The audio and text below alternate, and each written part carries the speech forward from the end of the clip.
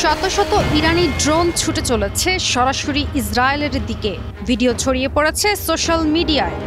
Israel ভেবেছিল তেহরানে বোমা ফেলে পার পাবে, কিন্তু নীরব ছিল না ইরান। প্রস্তুতি চলছিল গভীর ছায়ায়, আর আজ সেই ছায়া থেকে ছুটে এসেছে আগুনের ফসল। এই কি তবে যুদ্ধের শুরু, নাকি প্রতিশোধের ঘোষণা? ইরানের মাটিতে আগুন ছড়ানোর পর এবার পাল্টা হামলা হিসেবে এক বিশাল স্কেলে ইরান চালিয়েছে ড্রোন আক্রমণ।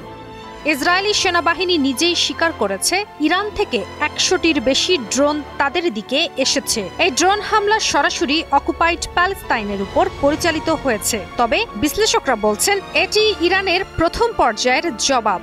ইতিমধ্যে সামাজিক মাধ্যমে ছড়িয়ে পড়েছে বহু ভিডিও, যেখানে দেখা যাচ্ছে রাতের আকাশে শত শত ড্রোন পশ্চিম থেকে মধ্য ইসরায়েল অভিমুখে ছুটে চলছে। এমন আকাশপথ যেখানে আলো নয়, যারা ছুটছে ইরানের প্রতিশোধ।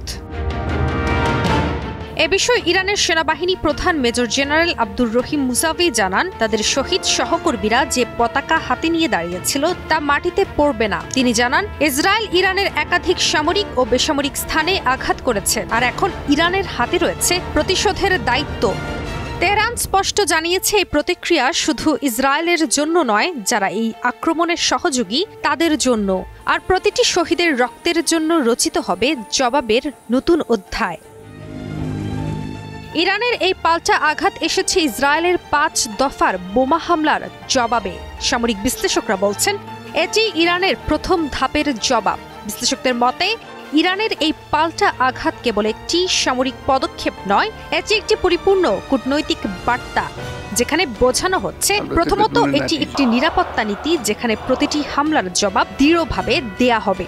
এটি মার্কিন যুক্তরাষ্ট্র ও ইসরায়েলের প্রতি সতর্ক বার্তা, যেখানে বোঝানো হচ্ছে সীমা অতিক্রম করলে যুদ্ধ হবে বহুমাত্রিক। টানা সপ্তমবারের মতো বেস্ট টিস্যু পেপার ব্র্যান্ড হিসেবে স্বীকৃতি পেয়েছে বসুন্ধরা টিস্যু। এই হামলার ফলে ইসরায়েলের আকাশ প্রতিরক্ষা ব্যবস্থা মারাত্মক চাপে রয়েছে। উপসাগরীয় অঞ্চলে মার্কিন ঘাঁটিগুলোও এখন সতর্ক, কারণ ইরান আগেই সতর্ক করেছে ইসরায়েলের আক্রমণে যারা সমর্থন দিয়েছে তাদেরও ইরান প্রতিশোধের অংশ হিসেবে বিবেচনা করবে। কাজী অহনা, নিউজ 24।